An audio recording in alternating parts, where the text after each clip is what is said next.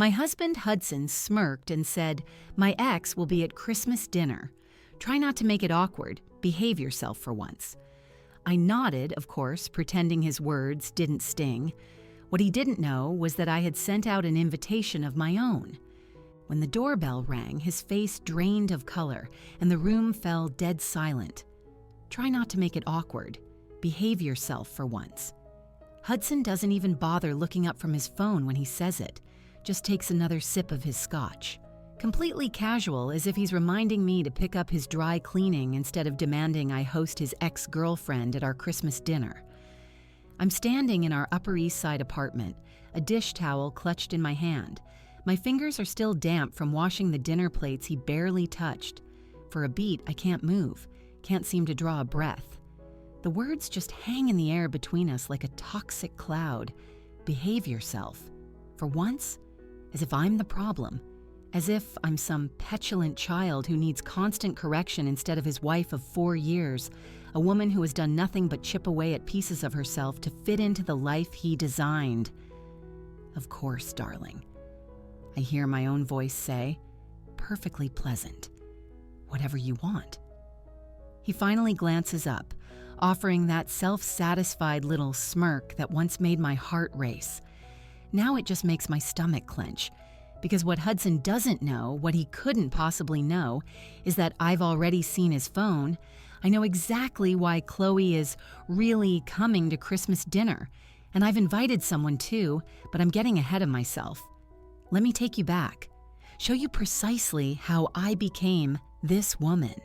The one standing in a designer kitchen, swallowing humiliation with a practiced smile, all while plotting a war behind perfect manners. 4 years ago, I thought I'd hit the jackpot when Hudson Vance proposed. We met at a gallery benefit where I was the junior curator, responsible for ensuring the art was properly lit, the champagne never ran dry, and the wealthy patrons felt important. He was there representing Thorne Associates, the hedge fund where he was a rising star. He was handsome in his bespoke suit, radiating that specific brand of confidence that comes from old money and an Ivy League education. And he was charming when he wanted to be. He pursued me with the same laser focus he applied to his investment strategies. Bouquets delivered to the gallery, reservations at restaurants I'd only read about, weekend trips to his family's sprawling estate in the Hamptons. He made me feel chosen, like I was the most fascinating woman in all of Manhattan. 6 months later, he proposed. A year after that, we were married in a lavish ceremony his mother meticulously planned, at a venue his parents bankrolled, with a guest list that was more a who's who of Wall Street than a gathering of our friends. I should have recognized the pattern even then, but I was young, 25 to his 30, and I foolishly mistook his control for care, his possessiveness for passion. The changes started small, subtle suggestions that morphed into firm opinions, which then hardened into unspoken laws. That dress is a little loud for a work dinner, don't you think? Maybe something more classic. Your friends are sweet, but they don't really fit into our world. We should focus on building relationships that will be mutually beneficial. Curating a gallery is fine for a single woman, but now that you're my wife, you don't need to work. We don't need the money. And honestly, Bella, talking about art isn't exactly a real career. That last one came 8 months into our marriage. I had just been promoted to lead curator at the boutique gallery where I'd built my reputation. I loved my job. The creativity, the intellectual challenge, the thrill of discovering a new artist. But Hudson framed my quitting as a luxury, an elevation of my status. "Stay home," he'd said. "Take care of the apartment. Be my wife. Isn't that what you want?" I wanted to be a good wife. I wanted him to be proud of me. So, I resigned.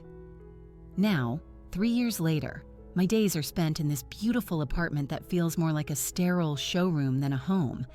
Everything is in shades of charcoal and stark white. Sophisticated, mature, expensive. Hudson's taste.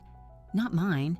I would have chosen color, warm jewel tones, rich textures, anything with a pulse. But Hudson said color was garish and unsophisticated, so his aesthetic won. I fill my time redecorating, reorganizing, and hosting dinners for Hudson's colleagues and their wives. The wives are always polite, always impeccably dressed, but there's a chasm between us. They discuss their careers in law, medicine, finance. Then they turn to me with a polite smile and ask, "And what do you do?"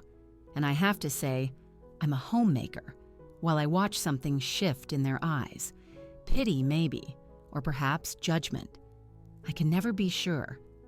Hudson comes home late most nights now. Working late, he says, though he never elaborates on what deals require his presence until 10 or 11 at night. I've learned not to press the issue. The one time I questioned if he really needed to be at the office so often, he got that sharp edge in his voice, the one that isn't quite anger but feels like a clear warning. "Bella, I'm building our future. Do you think this lifestyle pays for itself? This apartment, the cars, your credit card? Someone has to do the actual work." So I stopped asking. Instead, I perfected the role of the ideal wife. I learned to have dinner ready the moment he walked through the door. I learned to keep the apartment pristine, like a photo in an architectural magazine. I learned to dress in the muted, elegant clothes he preferred. I learned to smile and nod during his work dinners while his colleagues' wives discussed legal precedents and surgical techniques and market volatility. I learned to make myself smaller. Tonight was supposed to be different. It's October 20th, not an anniversary or a birthday, but I wanted to do something nice. I spent the entire afternoon preparing his favorite meal, rack of lamb with a rosemary crust, truffled potato gratin, haricots verts with toasted almonds. I set the table with our wedding crystal, the set his parents gifted us. I lit candles. I opened a bottle of Burgundy. I wore a simple navy dress. Hudson walked through the door at 9:14, gave the table a cursory glance, and went straight for the bar cart. And then he told me about Chloe Croft, the ex-girlfriend from business school, the one he dated for 2 years right before we met. I knew about her, of course. Hudson mentioned her occasionally, always in a nostalgic tone that made it clear she occupied a different, higher tier in his mind. Chloe thinks the energy sector is a bubble. Chloe recommended this steakhouse. Chloe always had a mind for complex derivatives in a way most people don't. I'd felt flashes of jealousy over the years, but I'd always suppressed them. She was in London working at some high-powered law firm, a world away. She was the past. I was the present. Except now she's moving back to New York, and Hudson wants her at our Christmas dinner. "She's important to me, Bella," he'd said, as if that explained everything. "We're still good friends. She'll be alone for the holidays, and I think it would be nice to include her." I'd suggested inviting my sister Maya instead. She'd been asking to visit, and her kids would adore the city at Christmas. But Hudson shot that down immediately. "Your sister asks too many questions. Besides, this isn't about her. Chloe is moving back. She's going to be part of our social circle, and I need you to be mature about this." Then came the line that's still ringing in my ears. "Try not to make it awkward. Behave yourself for once. For once." As if I'm constantly creating scenes, as if I'm always an embarrassment, always failing to live up to some invisible standard he's never bothered to articulate. I'd smiled and agreed, because that's what I do now. That's who I've become. Except 2 nights ago, I stopped being that woman. 2 nights ago, I couldn't sleep. Hudson was snoring beside me, one arm flung possessively across my side of the bed, and his phone kept lighting up on the nightstand with notifications. Usually, I ignore it. Work emails, stock alerts, nothing that concerns me. But that night, something compelled me to look. The screen was unlocked. An incoming text from C was visible on the preview. "Can't wait to see you tomorrow. Miss you more than you know." My heart started to hammer against my ribs. I picked up the phone with trembling hands and opened the message thread. What I found shattered me. Months of messages, hundreds of them. Hudson and Chloe had been in constant contact. They'd been meeting up during his business trips to London. Trips I'd helped him pack for, kissed him goodbye for, welcomed him home from without a single sliver of suspicion. The messages weren't just friendly chats between exes. They were intimate, explicit, filled with longing and private jokes and plans for a shared future. Chloe, I miss you. I can't wait until we're in the same city again. Hudson, me too. It's been torture being apart. Just a few more weeks. Chloe, does she suspect anything? Hudson, God no. Bella's too busy with her throw pillows and dinner parties to notice anything. She's harmless. Harmless. That word appeared again and again. Hudson described me as harmless, pliable, easy to manage. Chloe, you always said she was pliable. Hudson, she is. That's why she's perfect. Easy to manage. And then I found the messages that turned my blood to ice. Hudson, I'm telling her about Christmas tomorrow, setting the stage. Chloe, think she'll take the hint? Hudson, eventually. I need her to initiate the divorce. It's cleaner that way. My lawyer says if she files first, I look like the victim. Plus, the prenup kicks in. She signed it without even reading it. She gets almost nothing. Chloe, you're terrible. Hudson, I'm practical. And by New Year's, she'll be gone, and we can stop hiding. I'd place the phone back down exactly where I found it, my hands perfectly steady. The agonizing hurt I'd felt moments before had crystallized into something else, something colder, something harder. Hudson wanted me to file for divorce so he could play the wronged husband and keep all our assets, thanks to a prenup I'd signed in a daze of love and trust 4 years ago. He wanted to humiliate me by forcing me to serve Christmas dinner to his mistress. He wanted me to behave myself while he dismantled our marriage on his terms. He thought I was too pliable to notice, too harmless to fight back. He was wrong. The next morning, I'd made him his favorite breakfast, Eggs Benedict with homemade hollandaise, and I'd smiled when he barely looked up from his tablet. I'd asked about his day and laughed at his dismissive answers. I played the part perfectly, because I had already made a decision. If Hudson wanted to play games, I was going to change all the rules. That afternoon, while he was at work, I dug out our prenuptial agreement from the safe in his study. I'd signed it without reading it 4 years ago, too in love, and too trusting to think I'd ever need to know its contents. Now, I read every single word. The terms were brutal. If I filed for divorce within the first 5 years of marriage, I would receive a one-time payment of $75,000 and nothing else. No claim to the apartment, even though the down payment had come from my grandmother's inheritance. No alimony. No share of his vast retirement accounts or investment portfolio. I'd be left with practically nothing. But on page 12, buried in dense legalese, I found something Hudson's attorney probably hoped I'd never see.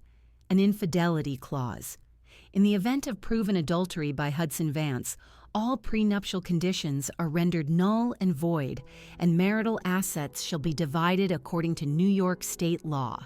Proven adultery.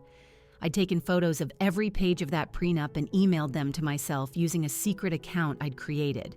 Then I'd put the document back exactly as I'd found it. Hudson thinks I'm pliable. He thinks I'm harmless. He's about to find out just how wrong he is. Now, standing here with a dish towel in my hands, while Hudson scrolls through his phone, completely oblivious to the fact that I know everything, I feel something I haven't felt in years. Power. He wants Chloe at Christmas dinner? Fine. She'll be here. But so will a few other guests Hudson isn't expecting. And by the time dessert is served, everyone in this apartment is going to understand exactly what kind of man Hudson Vance really is, and exactly what kind of woman I've become. The morning after Hudson's announcement, I wake with a clarity I haven't felt in years. He's already gone, having left for an early breakfast meeting, or so the note on the kitchen counter claims. I don't believe him anymore. Every word from his mouth now feels like a potential lie. I make coffee and sit at the kitchen island with my laptop. I need help, professional help. The kind of help that can turn my suspicions into the cold, hard evidence a court will accept. I'd spent most of last night, after Hudson finally fell asleep, scouring online forums, support groups for women leaving toxic marriages, legal advice threads about prenups and New York divorce law. That's where I found her name, Anya Petrova, private investigator, former NYPD detective, specializing in infidelity cases. 3 different women in the forum had used her, and their praise was unanimous. She believed me when no one else would, one wrote. She got me the evidence I needed to protect myself. I send Anya an email before I can second-guess myself. It's brief and to the point. I need to document my husband's affair. Can we meet? Her reply arrives within an hour. Greenwich Village Cafe, 2 p.m. today. I'll be at a back table, wearing a blue jacket. I spend the rest of the morning in a strange daze, going through the motions of my routine while my mind races. I make the bed with perfect hospital corners, the way Hudson likes. I wipe down the already spotless counters. I reply to a text from my sister, Maya, asking if we're still on for lunch next week. Absolutely, I type back. Can't wait to see you. I don't tell her what's happening. Not yet. Maya has never liked Hudson. She says I changed after we got married, became quieter, less myself. I'm not ready for her. I told you so, even though she'd be too kind to say it. At 1:30, I change into jeans and a sweater, nothing that screams, I'm about to hire a PI, and head out. The cafe is busy. I spot Anya immediately. She's a woman in her 50s with dark hair pulled back in a no-nonsense ponytail and sharp, intelligent eyes that seem to assess me the moment I walk in. She stands and extends a hand. Bella? Yes. Thank you for meeting me. Have a seat. She gestures to the chair across from her. Want anything? My treat. I'm fine, thank you. She studies me for a moment. I'd taken my wedding ring off that morning, leaving it on the bathroom counter. I have a feeling she noticed. So, Anya says, her voice low and professional, tell me what's happening. I'd rehearsed this, but the words still stick in my throat. Saying it out loud makes it real. My husband is having an affair with his ex-girlfriend, I finally manage. She's moving back to New York, and he's invited her to our Christmas dinner. He told me to behave myself. Anya's expression doesn't change, but I see a flicker of recognition in her eyes. How do you know about the affair? I found messages on his phone, hundreds of them. He wants me to file for divorce so he looks like the victim. There's a prenup that would leave me with almost nothing. But there's an infidelity clause, Anya says. It's a statement, not a question. On page 12, if I can prove he cheated, the prenup is void. And you need proof, she finishes. Documented, undeniable proof. Anya nods slowly. I've been doing this for 15 years. Before that, I was NYPD for 20. I've seen every version of this story. Once you go down this road, there's no turning back. Once you see the evidence, the photos, the surveillance footage, you can't unsee it. Are you sure you want this? I think about Hudson's smirk, the casual cruelty in his voice, the messages where he called me pliable and harmless. I already know, I say. I just need the proof. A small, almost imperceptible smile touches Anya's lips. Then let's get started. She walks me through her contract. Her rates are more reasonable than I'd expected. She explains her methods: physical surveillance, digital forensics, a full report. I give her all the details: Hudson's work schedule, his car, his office address, Chloe Croft's name. One more thing, she says when I'm done. Does your husband have any idea you suspect anything? No, I've been playing the perfect wife. He thinks I'm too focused on decorating to notice. Good. Keep it that way. Right now, he's sloppy because he's arrogant. We want him to stay that way. I leave the cafe feeling lighter than I have in days. I'm not alone anymore. I have an ally. The next 2 weeks are a surreal blur. I maintain my performance as the dutiful wife, smiling and asking Hudson about his day, even though I know exactly where he's been. Anya's updates arrive every 3 days, sent to my secret encrypted email account. The first email contains photos of Hudson and Chloe at the bar of the Carlisle Hotel. His hand is on her knee. The timestamp is 2:15 p.m. on a Thursday, during what Hudson had called a critical client meeting. The second email has video footage. Anya followed them to a parking garage where they kissed passionately against Hudson's car. The third contains his personal credit card statements, charges for jewelry from Cartier, dinners at restaurants I've never heard of, a weekend at a resort in the Berkshires when he was supposedly at a conference in Boston. I look at the proof and feel nothing but cold calculation. This is ammunition. This is power. But it's Anya's fourth email that changes everything. "Call me," it says. "Found something you need to know." I wait until Hudson leaves for work, then dial her number. "Chloe Croft works at Thorne Associates," Anya says without preamble. "Same firm as your husband. She started 3 months ago." My stomach plummets. They're colleagues. And Bella, there's something else. Anya pauses. "I've been following her too. She's seeing someone else besides your husband." "What?" "Marcus Thorne, founding partner at Thorne Associates, married, 3 kids. I have photos of them at Per Se last week, at the Peninsula Hotel 2 weeks before that. She's playing them both." I sink into a chair, my mind racing. Chloe isn't just Hudson's mistress. She's juggling affairs, using both men to climb the corporate ladder. "I did some digging into her phone records," Anya continues. "Her security is a joke. I managed to pull texts between her and Thorne. Want me to send them?" "Yes." The texts are damning. Chloe calls Hudson desperate and clingy. She tells Marcus that Hudson is a convenient distraction while she waits for Marcus to leave his wife. She's playing them against each other, and neither man has a clue. And that's when a new plan clicks into place in my mind. Not just exposing Hudson's affair, but exposing everything. All of Chloe's lies, all of her manipulation, bringing everyone together in one room and watching her house of cards come crashing down. I call Anya back. "How would you feel about helping me with something unconventional?" There's a pause, then a low chuckle on the other end. "Honey, I live for unconventional. What do you have in mind?" "I need to contact Marcus Thorne, anonymously, and I need to tell him what his new star attorney is really up to." "You want to invite him to this Christmas dinner of yours?" "Exactly, along with his wife. She deserves to know, too." "That's bold," Anya says. "Also, potentially brilliant. But you'd need ironclad proof. A man like that won't believe an anonymous email without it." "Can you get me screenshots of those texts? Everything you found?" "I can do better. I'll compile a full dossier. Photos, receipts, a timeline. You send it to Thorne, let him verify it himself, and then you invite him to witness the whole show firsthand." "Can you help me write the email?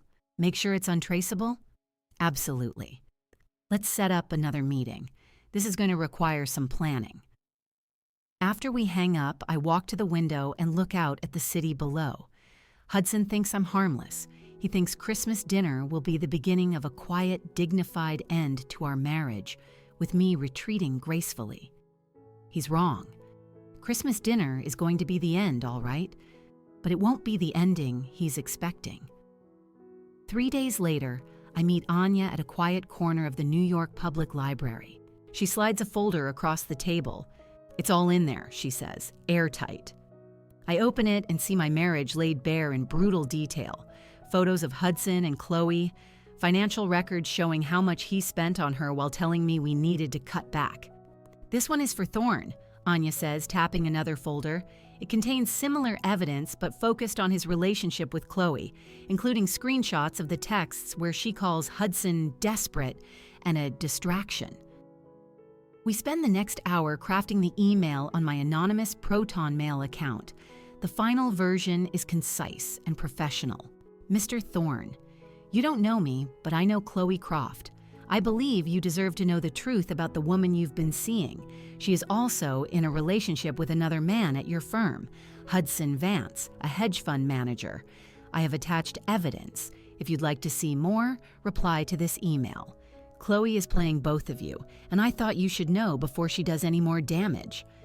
A concerned friend. He'll respond, Anya says confidently. Men like Marcus Thorne can't stand being played. That evening, after Hudson is asleep, I sit in the dark of our bathroom and hit send, the point of no return. For a full day, there's nothing. I'm convinced I've made a terrible mistake. Then, at 1:30 p.m. the next day, a reply appears. Who is this? How did you get this information? I send back more evidence. An hour later, another reply. Call this number. I dial the number with shaking hands. Who is this? A man's voice barks. I'm not your enemy, I say, my voice steady. I'm Hudson Vance's wife. I tell him everything. About the affair, the Christmas dinner, the way Chloe is manipulating both of them. There's a long silence. Then a single, cold question. What do you want? Justice, I say. I want you and your wife to come to our apartment for Christmas dinner. I want you to see for yourself what she is. Another long pause. Then, I'm in. For the next 6 weeks, Marcus Thorne and I exchange dozens of encrypted emails, coordinating every detail.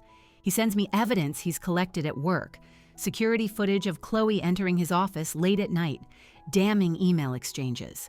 His wife, Catherine, knows everything and wants to be there. Meanwhile, I play the part of the perfect wife. I even go with Hudson to buy Chloe a Christmas gift, an expensive cashmere scarf. See, he says, beaming. I knew you'd be mature about this. You're not like other women. You don't get insecure. The week before Christmas, I call my sister, Maya. I need you to come for Christmas, I say, alone, and bring your phone. You're going to want to record this. Bella, what's going on? You're scaring me. Don't be scared, I tell her. I'm finally doing something for myself. On Christmas morning, I wake at 5 a.m. I begin to cook beef Wellington, the expensive cut I ordered a week ago, potatoes au gratin, roasted asparagus. Everything has to be perfect. This is the last meal I will ever cook as Hudson Vance's wife. Hudson wanders into the kitchen around 2 p.m. 7 places? He asks, frowning at the table. Who else is coming? Oh, just Maya, I say casually. I know you said not to, but it's Christmas. He sighs, annoyed but not suspicious. Fine, whatever. Just tell her not to make things awkward. He doesn't even ask about the other 2 place settings. He's so certain of my compliance, so confident in my pliability, that he doesn't question a thing. At 5:30, Maya arrives, her eyes wide with worry. Okay, what is happening? She whispers. I glance over my shoulder. I can't explain yet. Just, when things start recording, and don't stop no matter what. At exactly 6 p.m., the doorbell rings. Hudson leaps up, smoothing his hair. Chloe, he says, his voice warm and intimate. I take a deep breath and walk into the living room. Chloe Croft is even more striking in person. Tall, poised, wearing a cream-colored dress that probably cost more than my last paycheck from the gallery. She hands Hudson a bottle of expensive wine. She turns to me, her smile warm but her eyes calculating. You must be Bella. Thank you so much for having me. Of course, I say, taking her coat. Hudson's told me so much about you. It's wonderful to finally meet you.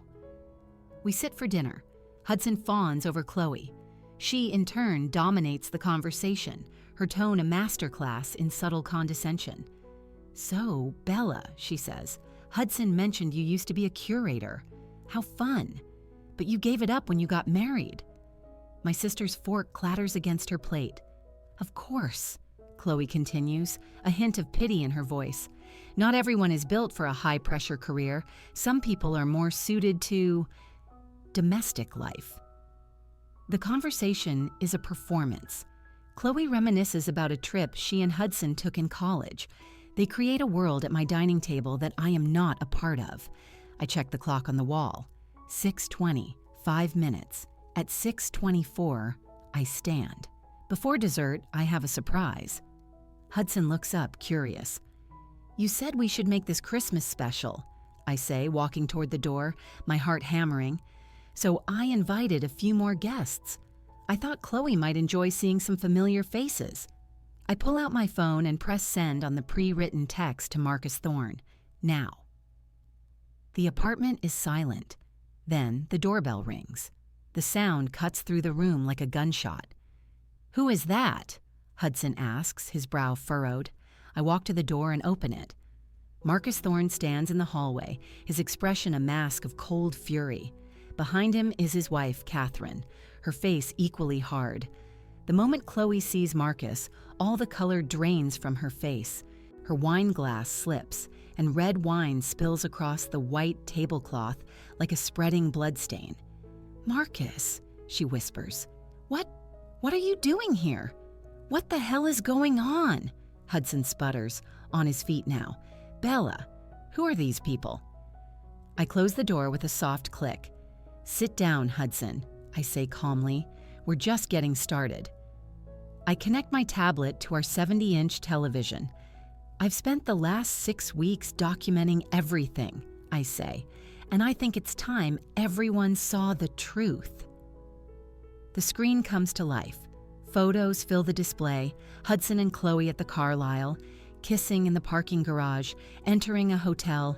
Each image is time-stamped, dated. Hudson's face goes from confused to horrified. "Bella, how did you?" "I hired an investigator," I say simply, "after I found your texts. You left your phone unlocked one night. Did you know that?" Then I switch to a new folder. Photos of Chloe and Marcus Thorne appear, at Per Se, entering his office building at 11 p.m. "She's been sleeping with Marcus Thorne to secure her partnership," I narrate. "Show them the texts," Marcus says, his voice like ice. I pull up the screenshots. I read them aloud. "Hudson's so easy to manipulate. He thinks I'm choosing him, as if I'd choose a mid-level analyst over a founding partner." Hudson makes a strangled sound. I continue. "He's getting clingy. I'm just using him until I don't need him anymore. He's beneath me. He always has been." Hudson's face crumples. He's finally seeing the truth. Chloe, frozen until now, finally snaps. She leaps to her feet. "You're all beneath me?" she snarls. The polished lawyer is gone, replaced by something raw and ugly. "Hudson, you're pathetic. A lovesick teenager. You were just a stepping stone." She turns on Marcus. "And you think I'd throw away my career for a married man? You were just a means to an end." "You won't have a career after tonight," Catherine says, her voice cold. "You'll be blacklisted." "Not this time," Marcus adds. "I've already documented everything. The emails from your work account, the security footage. The firm's morality clause is very clear."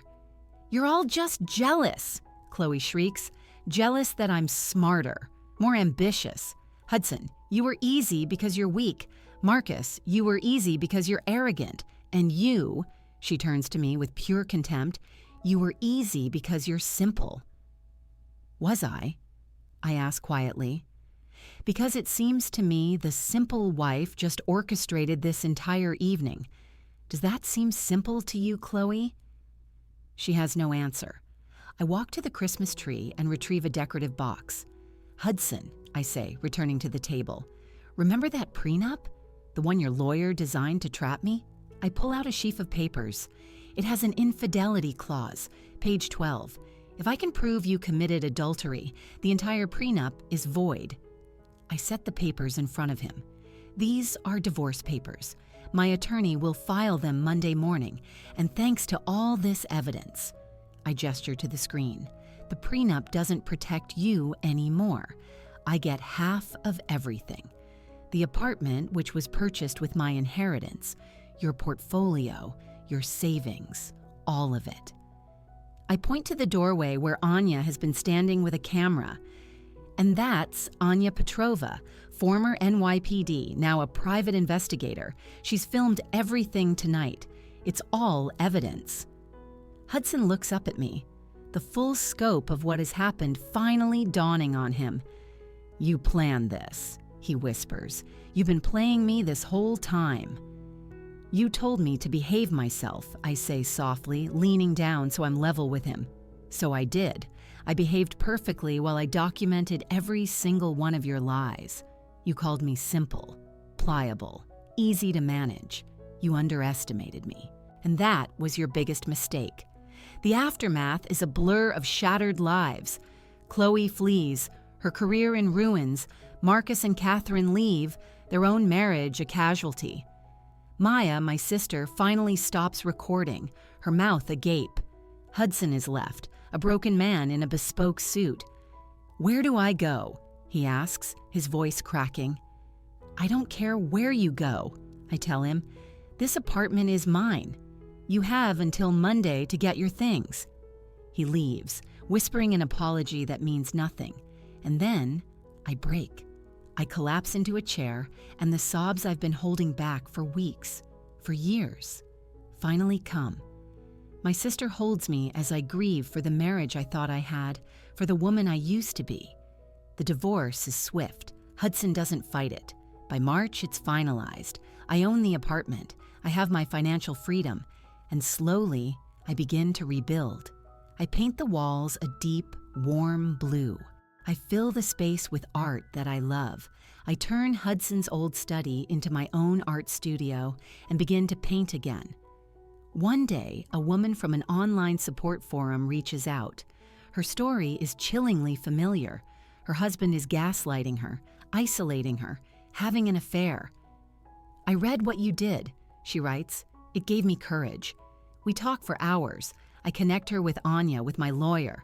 I walk her through the steps to protect herself. She files for divorce a month later.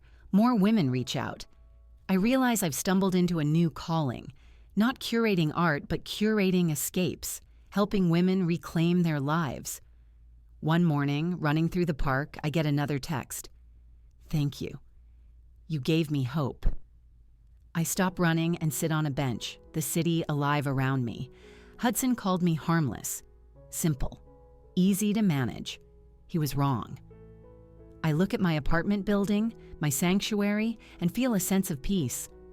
I take the stairs instead of the elevator, feeling the burn in my legs, feeling alive. My phone buzzes again.